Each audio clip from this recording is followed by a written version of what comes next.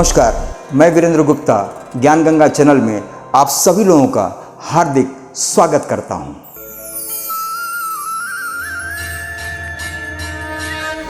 आज मैं आप लोगों के सामने एक ऐसे महान संत की गाथा को लेकर के हाजिर हुआ हूं जिनका जन्म संवत 1717 बैसाख पूर्णिमा के दिन रोहतक जिला गांव छुदानी में हुआ था। जिनके पिता का नाम बलराम धनगढ़ था और माता का नाम रानी था। जिनकी संत कबीर साहब के प्रति अगाध भक्ति और श्रद्धा थी।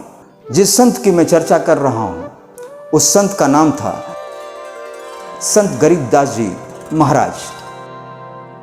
उनका पालन पोषण अपने नाना शिवलाल चौधरी के यहाँ हुआ जो अपार संपत्ति के मालिक थे। संत गरीबदास जी का ऐसा मानना था कि जीव हमारी जाति है, मानव धर्म हमारा, हिंदू मुस्लिम सिख ईसाई धर्म नहीं कोई न्यारा। एक बार संत गरीबदास जी 12 वर्ष की अवस्था में थे।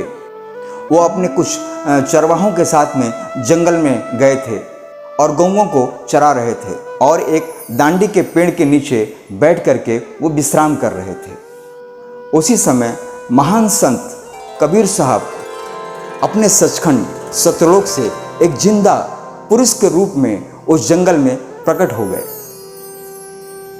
संत गरीबदास जी के मित्रों ने देखा, गांव वालों ने देखा तो उनको कहा कि हे साधु जी, आप कहाँ जा रहे हैं? आइए हम लोगों के साथ में आप भोजन कर लीजिए। संत कबीर साहब ने कहा कि मैं भोजन करके आया हूँ। गांव वालों ने कहा कि आप कहाँ से करके आए हैं? तो संत कबीर साहब ने कहा कि मैं सतलोक से भोजन करके आया हूँ। हमारे यहाँ तो हर अतिथि का सत्कार होता है, तो कम से कम दूध तो पी के जाइए। संत कबीर साहब ने कहा, दूध तो मैं पीता हूँ, लेकिन मैं कुंवारी गाय का दूध पीता हूँ। गांव वालों ने कहा, लगता है आपकी इच्छा दूध पीने की नहीं है। उसी समय संत गरीबदास जी एक कुंवारी 1.5 साल की बछिया को ला करके रख दिए। संत कबीर साहब ने उस बछिया के पेट पर हाथ फिराया। अचानक उस बछिया के स्तन बड़े हो गए और दूध की धार गिरने लगी। दूध से वो पूरा कलश भर गया। गरीबदास जी ने संत कबीर साहब को वो कलश ला करके दिया। संत कबीर साहब ने उस दूध को पिया और उसमें से कहा कि इस दूध को आप लोग भी पी लीजिए। गांव वालों ने कहा, नहीं नहीं, हम लोग दूध नहीं पिएंगे। हम समझ रहे हैं कि कुंवारी बाछी कभी दूध दे ही नहीं सकती। आपने जरूर इसमें कोई जादू मंत्र किया है। ये बोल करके वो गांव वाले वहाँ से भाग चले। यहाँ संत गरीबदास जी ने बड़े प्रेम से संत कबीर साहब के पिए हुए उस जूठे दूध को बड़े प्रेम से ग्रहण किया और जैसे ही संत गरीबदास जी ने उस दूध को पिया तो उनकी दिव्य चक्षु जाग उठी।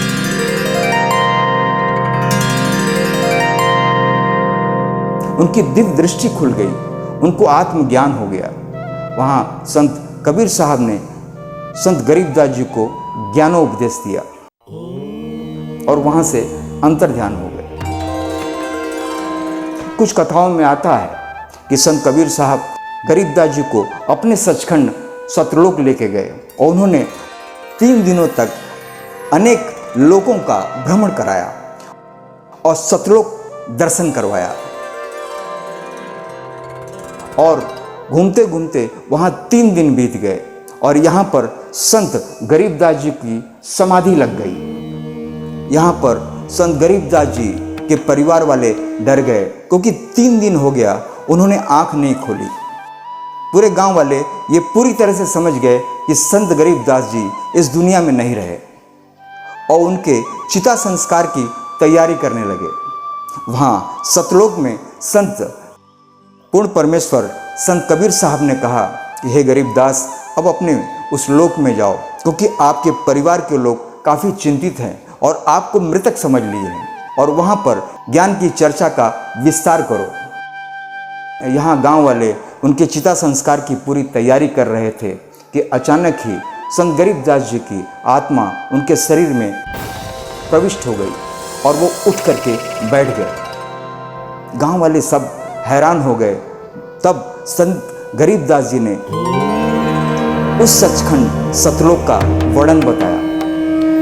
अजब नगर में ले गया हमको सदगुरु आन, झिलके बिंब अगाध गति, सूते चादर तान। अनंत कोटि ब्रह्मांड का एक रति नहीं भार, सदगुरु पुरुष कबीर हैं कुल के सिरजनहार।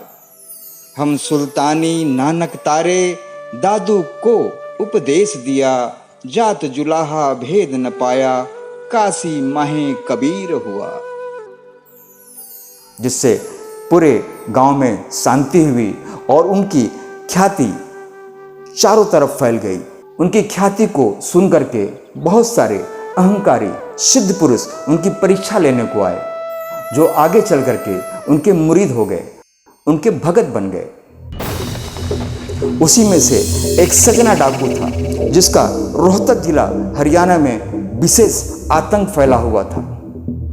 उसने रास्ते में संत गरीबदास जी के घोड़े को छीनने की कोशिश की और उसने अपनी बंदूक से 3 बार गोलियां चलाई, लेकिन वो गोली संत गरीबदास जी के आर पार हो गई और उन्हें कुछ भी नहीं हुआ। सदना डाकू ने ये देख करके अपने हथियार संत गरीबदास जी के चरणों में रख दिया और उनका वो परम शिष्य बन गया। इस तरीके से संत गरीबदास जी ने जीवन में कोई चमत्कार नहीं किया, लेकिन लोगों के साथ चमत्कार होता चला गया। तो ये थी संत गरीबदास जी की संत कबीर साहब से पहली मुलाकात, जिनके द्वारा उनकी दिव्य दृष्टि खुल गई, उनको आत्मबोध हो गया, उनको सतलोक दर्शन हुआ और आज सारा संसार उनको संत गरीबदास जी महाराज के नाम से जानता है। अंत में संत गरीबदास जी 1778 में अपने निज धाम सतलोक चले गए। आज भी उनकी समाधि उनके गांव छुदानी में सुरक्षित है, आपको देखने को मिल सकती है। और उनकी दूसरी समाधि उत्तर प्रदेश सहारनपुर गांव में आपको देखने को मिल सकती है। ये 2 समाधि क्यों है, इसकी कहानी, इस कथा को, इस गाथा को आने वाले वीडियो में आपके सामने लेकर के हाजिर हो जाऊंगा। आपको अगर ये वीडियो, ये गाथा, ये कथा अच्छी लगी हो तो लाइक करिए, कमेंट करिए, सब्सक्राइब करिए और बेल आइकन को जरूर दबाइए। सत साहिब धर्म ग्रंथ, साधु और संतों, देवी और देवताओं की कहानी, तीर्थ और धाम, आस्था का संगम, ज्ञान गंगा। लाइक करें, सब्सक्राइब करें और बेल आइकन को प्रेस करना ना भूलें।